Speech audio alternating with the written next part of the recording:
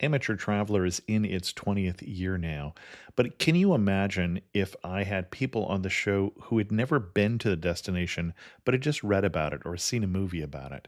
That wouldn't make any sense at all, and you wouldn't listen.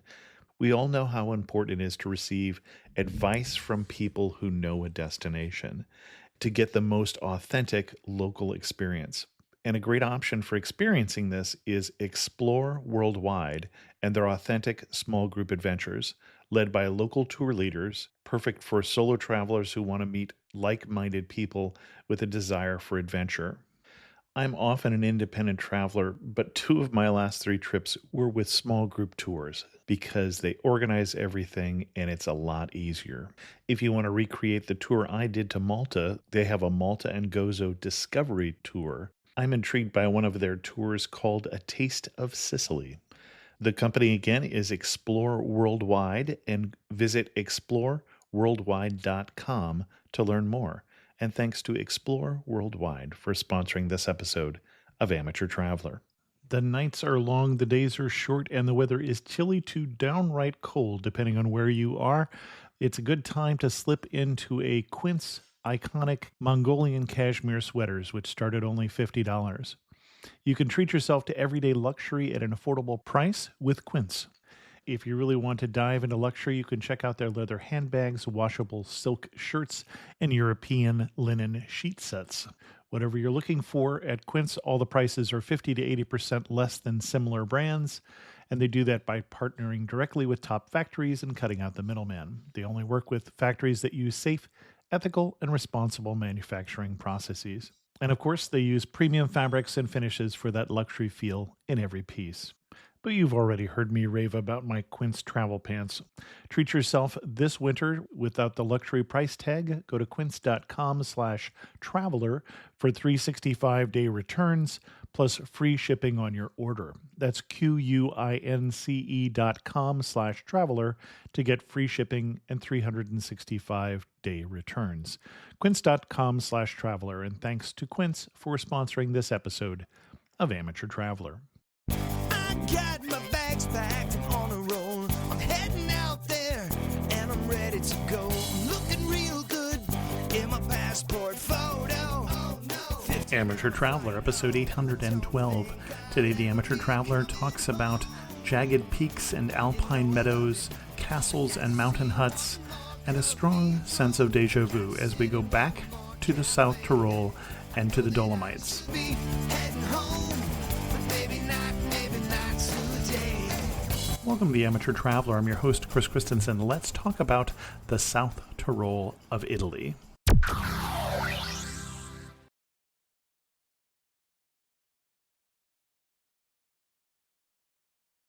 I'd like to welcome to the show Lynne Nieman from the Wander Your Way podcast and wanderyourway.com, who's come to talk to us about South Tyrol. Lynne, welcome to the show. Thanks, Chris. I'm very happy to be here. I almost welcomed you back to the show because we have done a recording before, but it wasn't for my podcast. It was for your podcast. That's right. We actually have an episode that's going to be coming out on Lynne's podcast, I think in a week.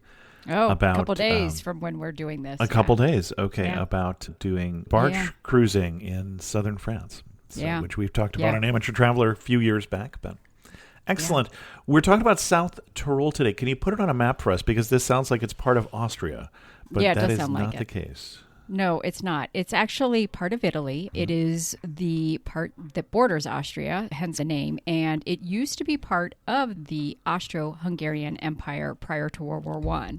So that's how it got its name, because it really was part of that Tyrolean region. So just the southern part. And so Italy was awarded this piece of the Austro-Hungarian Empire after they switched sides and went to the winning side. And after World War I can only imagine how confused these people probably were, because once they were part of the Austro-Hungarian Empire, now you're part of Italy. So German is spoken first. It is the province. The whole region is the Trentino Alto Adige region. Mm-hmm. And that Alto Adige part, also called South Tyrol or South Tyrol, is the northern part of that greater region. It's that northern province, if you will, with Anno or Bozen being the sort of provincial capital in the main city. It's an area just filled with lots of mountains and natural beauty. Let's get into there. Why would somebody go to South Tyrol? That's what I would say is probably going to be geared more towards people who do want to be in the outdoors, or at least you don't have to be some sort of hardcore hiker or skier or something like that. But even somebody that just appreciates the great outdoors, appreciates beautiful mountains. The Dolomite Peaks are there. And of course, the Dolomites are also a UNESCO World Heritage Site.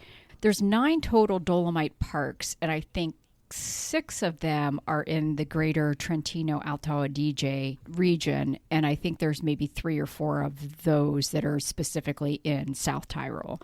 So it's a great place to appreciate the landscape or get out into the landscape, get out into the mountains. There's beautiful, charming villages. There's lots of castles, believe it or not. So that's another feature. If you're a big city person, this is not your place. Mm-hmm. But if you like the small, charming towns, some historical sites, and a beautiful natural landscape, then South Tyrol is for you. And we have done an episode on South Tyrol before. It's just been a while. But also, this is going to be an odd one because we also did an episode on South Tyrol last week in the time period from those of you who were listening. But that's going to be quite different because that was a long-distance hiking episode. And Lynn, I'm guessing you are not going to take us long-distance hiking on the Alta Via 1. Otherwise, we probably shouldn't do this. I suspect we're going to be doing more wine tasting and looking at castles. So wine tasting, some hiking though, but more day hiking. Exactly. More just let's go do this for the day, and then let's come back into town and let's have a nice meal and a nice glass of wine, and that type of thing. So there will be some overlap, but if you listen to Lynn and you think I want to do more hiking than that, go back a week and listen to that episode. Great. Excellent. Yeah. What kind of itinerary are you going to recommend for us? There's 2 towns that I'll recommend. And the first town is called Castelroto, or Castelruth in German. And the second town is San Vigilio di Merebbe. And I don't think it really has as much of a German one. That one tends to be a little bit more Italian. So Castelroto is just about 20 miles or so from Bolzano, from the motorway. Okay. So it's pretty easy to get to. I would say a car is ideal here, but you don't necessarily need a car. There's actually pretty good bus service in the area. Okay. That surprises me, actually. Yeah, it is surprising, but you can get there. I think having a car gives you obviously a little bit more freedom to go like when you want to go, and to be able to also maybe take some drives. So the Castelroto town, there's a couple other little towns around there. There's one called Susi All'Osiliar, and I think there's another one called Fial All'Osiliar. It's F-I-E, so I'm not really sure how that's 100% pronounced in Italian. But these 3 towns are together. You'll pass through them. But Castelroto is the one that I would recommend because it's a little bit bigger. There's a couple of supermarkets there and things like that. There's a plethora of places to stay. Anything from a basic sort of B&B Garni type place up to like posher hotels. There's lots of apartments if you want to have your own kitchen and things like that. Lots of holiday apartments there. And the reason you want to go there is for the Alpi di Susi. So up above the town, there's something called the Alpi di Susi, or I guess it's Seisser Alm in German. And you can either take the bus up, or you can take the gondola up. You can drive up the road. They do close the road at a certain time, like in the mornings. And if you beat that time, you are going to have to pay pretty hefty. If you go up and park up there, it's pretty expensive to park up. And there's a town up there, or a village called Campaccio. Okay. And that's where the gondola would take you. That's if you take the bus up, that's where you would get off the bus. But the Alpi di Susi is basically this high alpine meadow, and it's just beautiful.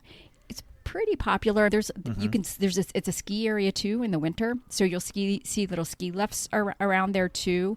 But in summer, it's just blanketed with flowers, and it is just beautiful. All kinds of colors. You've got the one peak, the Schiliar or the Schlern at one end. You've got a bunch of the Dolomite peaks over on the other side. And then there's the Sasso Piatto and the Sasso Lungo also there. And they're these distinctive peaks of the area. And the hiking up there is fairly easy. That's why I say you don't have to be like a hardcore hiker. There are also little mountain huts where you can get something to eat or drink. So it makes it's not primitive. Let's just put it that way. It's all very, very European. Well, and you say the peaks, and I feel like I've just said this on a show recently, but the Dolomites, I think, are just some of the most spectacular mountains. They are very jagged peaks that we're talking about here that look like there's a fair amount of uplift involved in terms of geologically. But when you've seen the Dolomites, you won't confuse them with other mountains. Let's just say that. Absolutely. Agree 100%. Yeah. And these are definitely some distinctive ones that you'll see up there. The Schlern or the Schilliar is definitely, you'll see that actually even from when you would get on the gondola. I really recommend taking the gondola up to the Alpi di Susi. It's a little bit more expensive. The bus is actually cheaper, but the gondola is just, it's fun being on the gondola and just taking that up. And then you get off up at this settlement at Campaccio. And then from there, the trails just fan out. And you can even get a bike. You can get an e-bike. They have places to rent e-bikes up there if you want to do something like that. It's like I said, the hiking up there is fairly easy. There's a few harder ones. Like you can go up on and hike like up on top of the Schilliar. You can go up. There's definitely some harder ones, but a lot of it's easy. I've seen people of all shapes and sizes, people with kids up there hiking. Some of them are paved, some of them are big, wider roads. There is a bus system that actually runs up there too. So if you go way out somewhere, then you can just buy a ticket and you can make your way back to the main settlement of Campaccio, where you either would then take the bus or the gondola back down. Just a wonderful place. Like I said, it's because I think it's easier. It's a good place for a lot of people to go. Okay. Interesting. Yeah, it looks like you're going to run into Heidi from the books of my childhood here as you're up in this high alpine vista, this high alpine meadows here. Yeah, it really is beautiful. Now, it's interesting. Few summers ago when I was there, I think it was 2019, I ran into a couple. And I think they lived in Germany. Like he was American, but he had been living in Germany for a long time. I think he married a German, raised his kids. And he said, this is where we taught our kids to ski. They went there. But he said it was so different. There are so many more people that go there. So it is pretty popular. You do see some Americans, maybe not a ton. You see a lot of Germans just because they can go into South Tyrol and they don't have the language barrier because people speak German first. And you'll see a lot of the Italians come up for summer vacation, for summer holidays. It can be busy. I think September's nice. I've been in September in a couple times. And so you start to maybe get the colors to turn a little bit and it gets a little quieter. That would be one piece of advice I would give is June's not so bad. July and August are going to be pretty busy. And then September will start to taper off. And I would also say that you have to watch like going into October because some places will start to close down. Like I used to live in Colorado so I think about like ski places. A lot of times they close in the latter part of autumn. They're closed in the spring because it's mud season. And so they're open more summer and winter. Okay. Yeah. Anything else we wanted to say about the Alpi di Susi or about you had home-based us in Castelroto? Yeah. But there is the town of Castelroto, the church there. You definitely want to pop in there. They also sometimes have a little farmer's market. I think they do it on Fridays.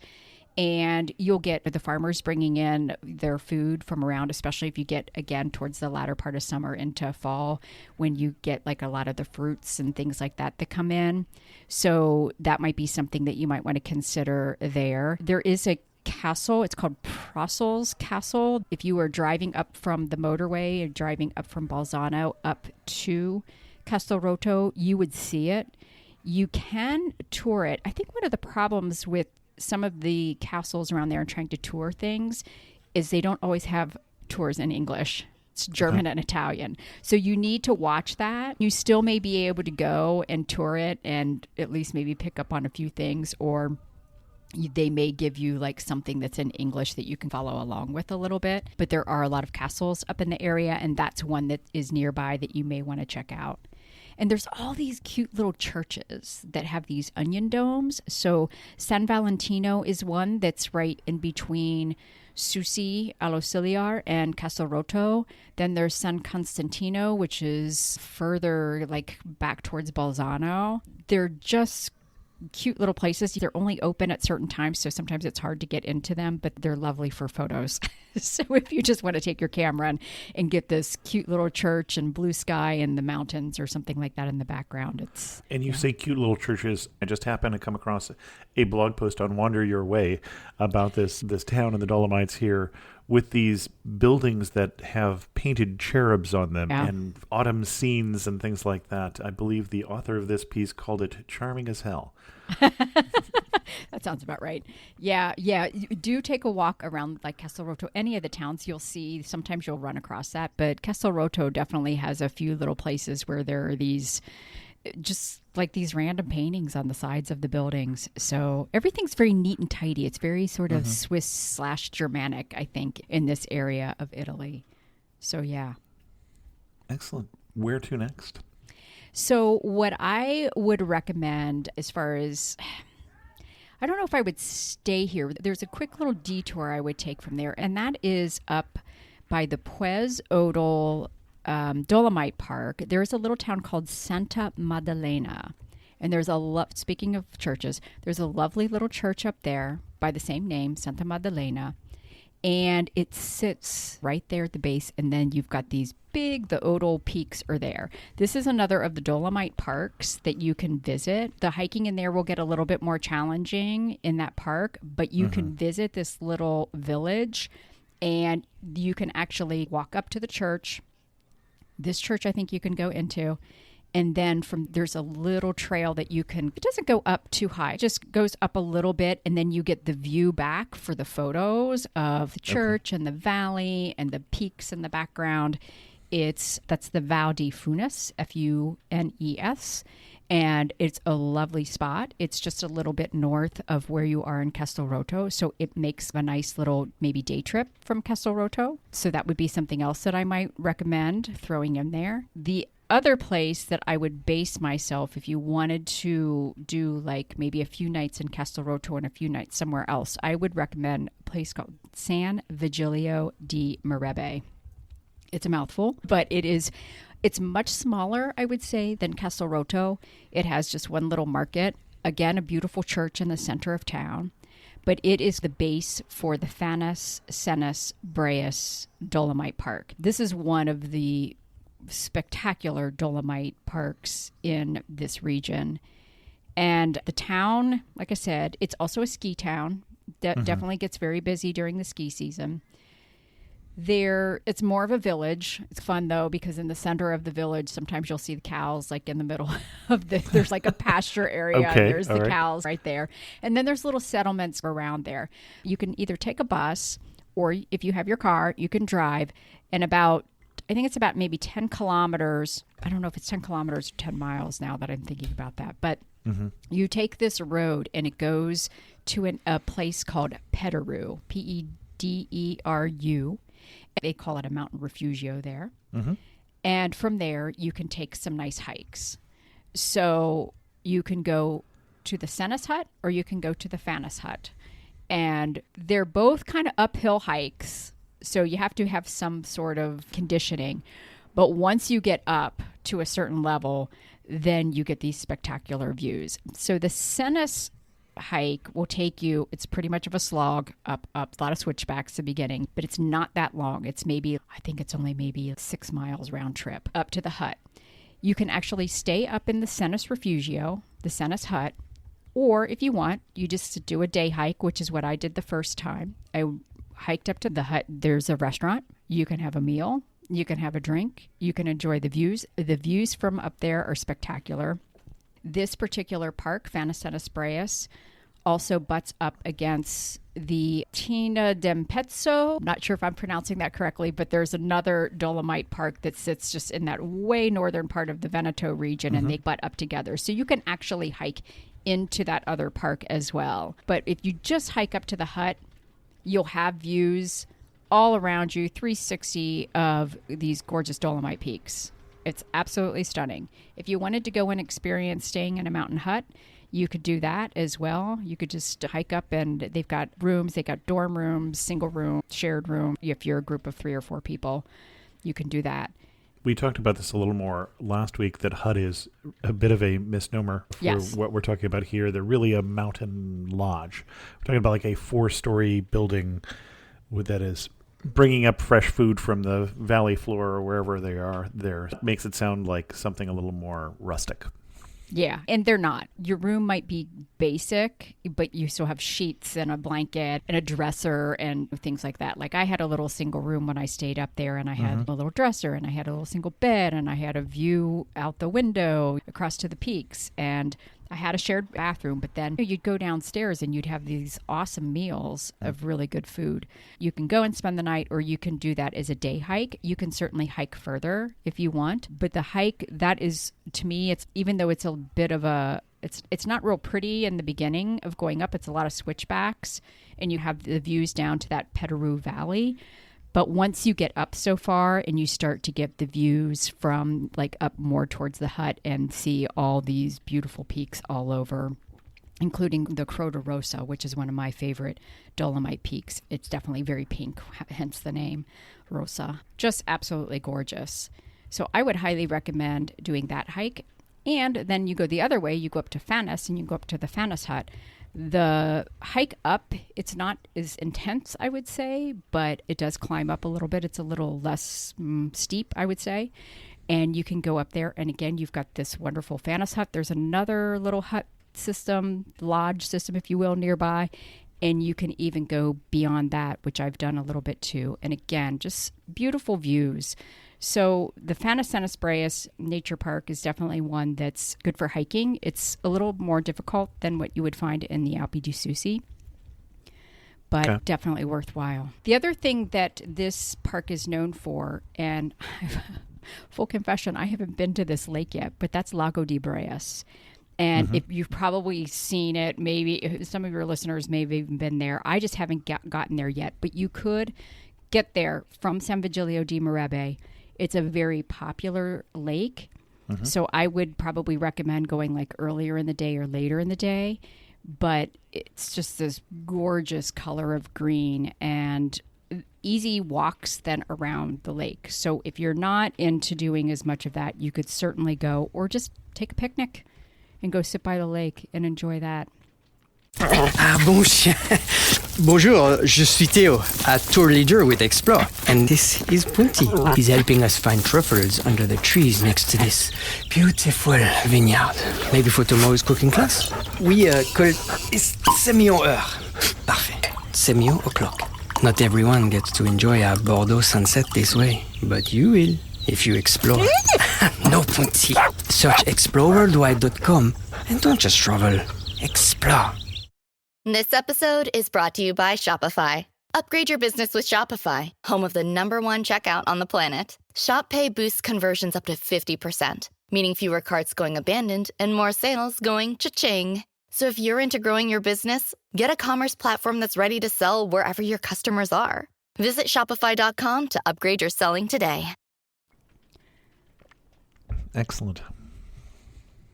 I feel like we should be getting some money, that someone should have basically paid me to support South Tyrol here in 2 shows in a row and talking about these lovely things. But I think our listeners will enjoy these destinations if they should try them out.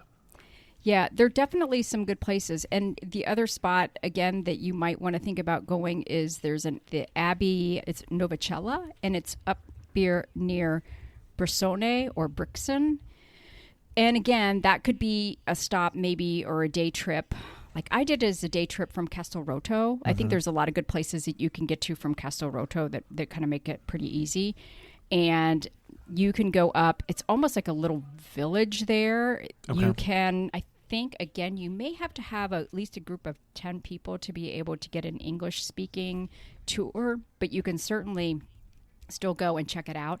They also have a vineyard, so you can do wine tasting there, and the wine's There we very go. good. I thought you were going to let me down here, Lynn. But Nope.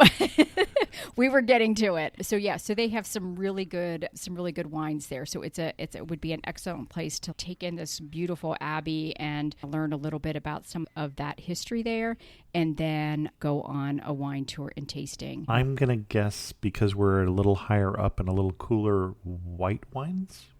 Both. The thing about all of the Tyrol area is that they produce both, and there certainly would be some other vineyards that I would recommend that I think further south from here. But you'll get your whites, you'll get things like your Pinot Bianco and Pinot Grigio, but then you get some of the Austrian/German kind of wines like Sylvaner, the Müller.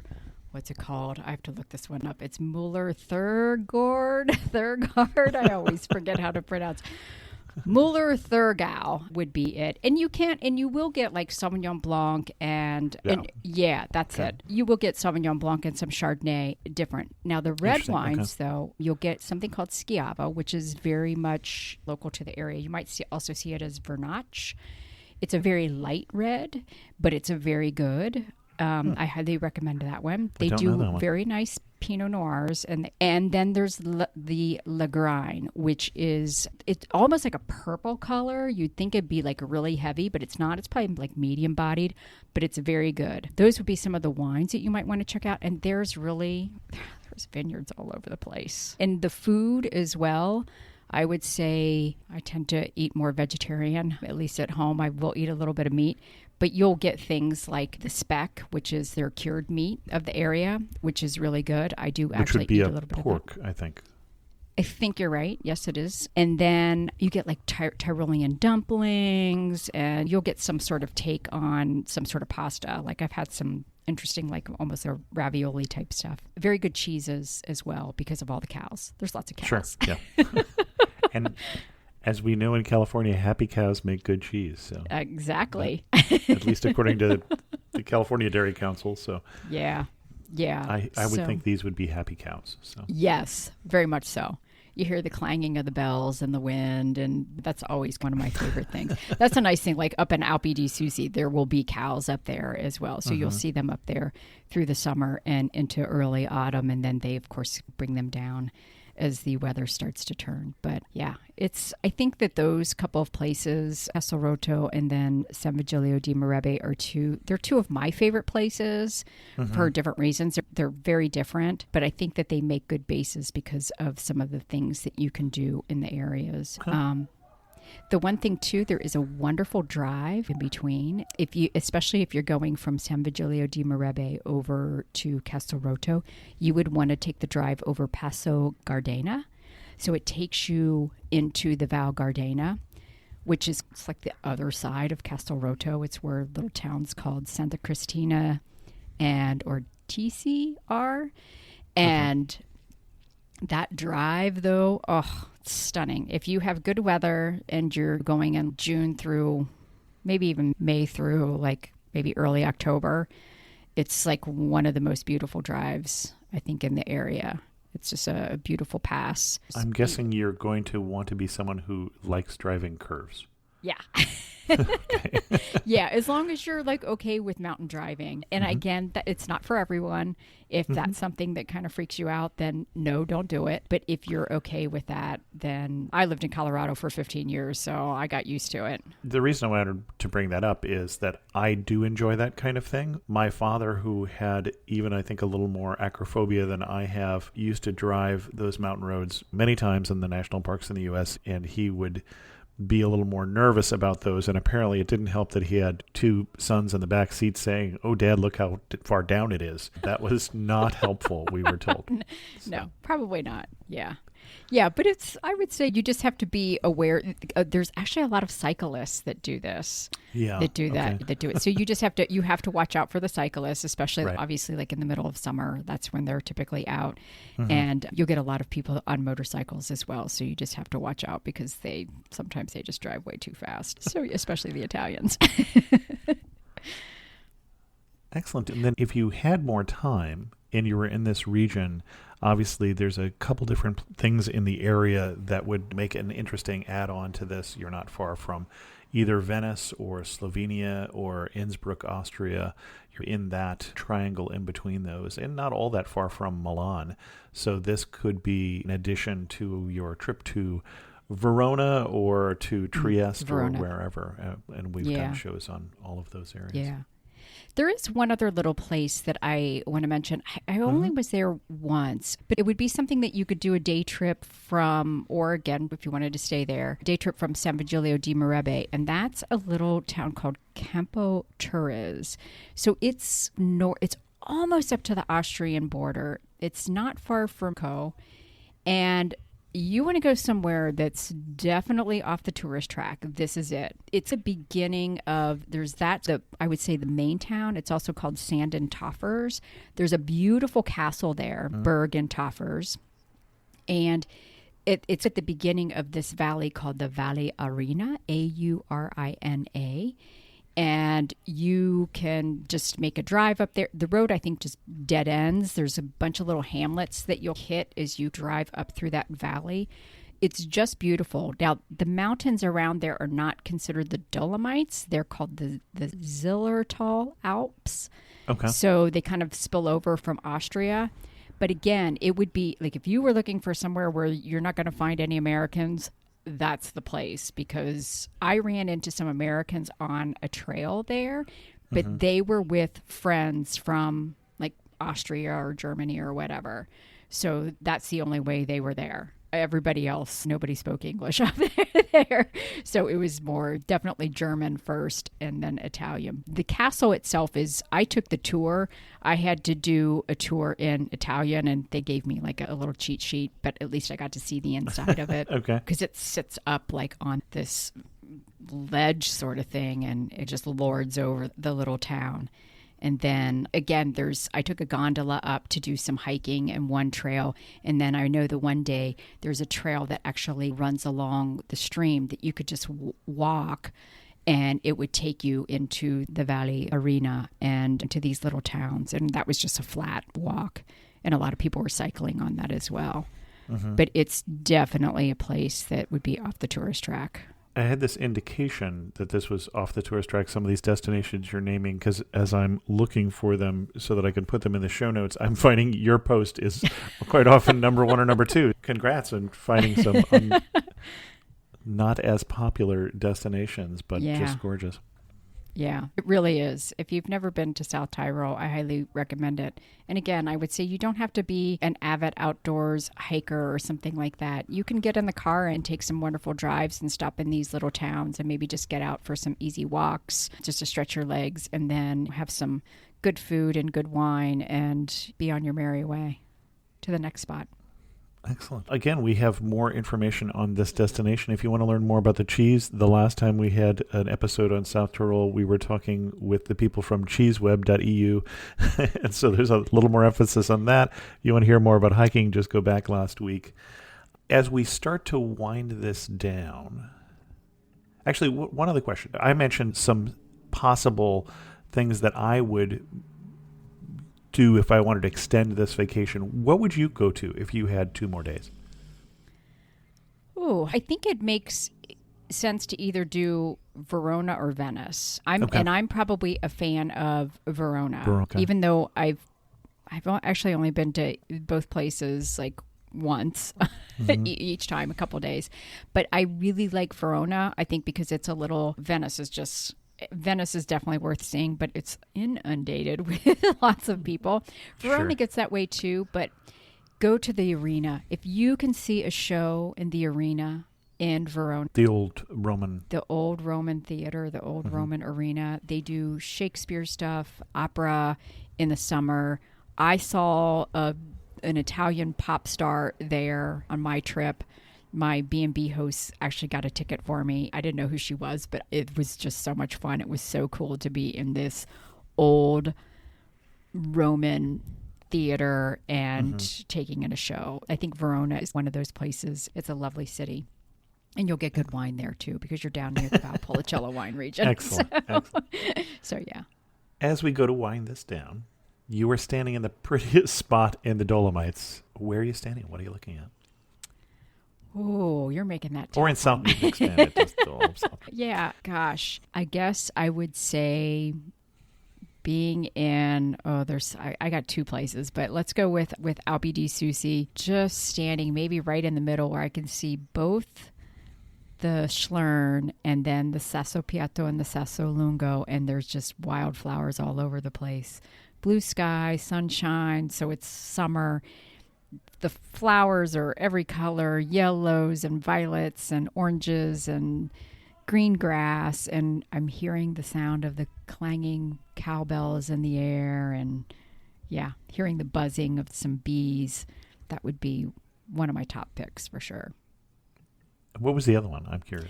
The other one would be, and it's probably going back to a little bit of a memory, but it would probably be at Senna's Hut, at Senna's Refugio at sunset. Just watching the sun go down and how the light changed on the peaks as the sun got lower. And the Dolomite peaks already have a pale, almost pinkish hue to them. Mm-hmm.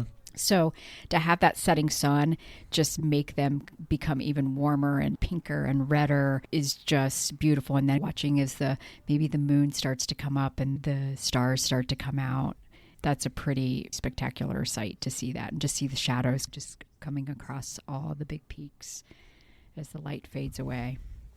And excellent. You get cold because it's chilly up there. So we're bringing a coat. Yeah, so bring in a coat for sure, even in summer. One thing that makes you laugh and say only in South Tyrol. Oh, wow. I'd probably say like German and Italian somehow getting mixed together, like hearing the locals switch very easily from one to the other. You're hearing both languages. You're hearing Guten Morgen and Buongiorno all in kind of one breath. So it's typical of the area. And if you had to summarize South Tyrol in just 3 words, what 3 words are you going to choose? Ooh, let's see. Let's say unique. Okay. This is going to be 2 words, but naturally beautiful. Okay. So I kind of had to put the 2 together. And breathtaking. Excellent. Our guest again has been Lynne Nieman from wanderyourway.com and their Wander Your Way podcast.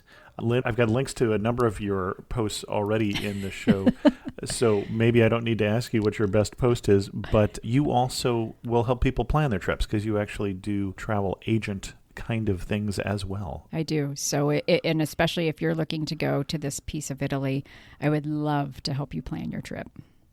Terrific. And you can find Lynne at wanderyourway.com. Lynne, thanks so much for coming on Amateur Traveler. Again, I want to say back on Amateur Traveler, coming on Amateur Traveler and sharing with us your love for Italy and for the South Tyrol. Thanks, Chris. As always, a special thanks to the patrons of the show who help support Amateur Traveler financially. If you're interested in learning more about becoming a patron of the show, go to patreon.com/amateurtraveler. In yet more evidence that Amateur Traveler has the smartest audience in the world and that they will sometimes call me out on things, I heard from Andreas about the episode we did back in 770 on Adelaide, and said, thanks for taking me back to Adelaide, where I spent 3 months on student exchange in 1992. Shout out to Concordia College. But I do have to weigh in on Captain Han controversy because I was surprised when you, Chris, said that he was Danish, not German, because the name is clearly German. What happens is that he was born on the island of Sylt, which had semi-autonomy within the Danish kingdom and became part of Prussia in 1866 after Han's death. So it may well have been that he was a Danish citizen, but ethnically and linguistically he was most probably German or Prussian. He also sailed on a German ship and took German settlers to South Australia. Before the time of nation states, I always find it a bit tricky to say that someone was of this or that citizenship, especially so when it comes to multi-ethnic empires or, like in the case of Germany, to countries that simply didn't exist at the time. Germany as a nation state was only established in 1871 after Han's death. However, that doesn't mean that the people didn't have a notion of being German before, or at least since the failed revolution of 1848. And even more so in that fraught region which gave us the famous Schleswig-Holstein question. Until today, there's a German minority in Denmark and a Danish minority in Germany, both protected by laws and treaties. I touch on this in my report about a very long train ride from Germany to Sweden to close on a travel-related note. And Andreas has a link that I'll put in the show notes to a blog post. With that, I think we'll end this episode of Amateur Traveler. If you have a question, send an email to host@amateurtraveler.com, or better yet, leave a comment on this episode at amateurtraveler.com. And thanks so much for listening.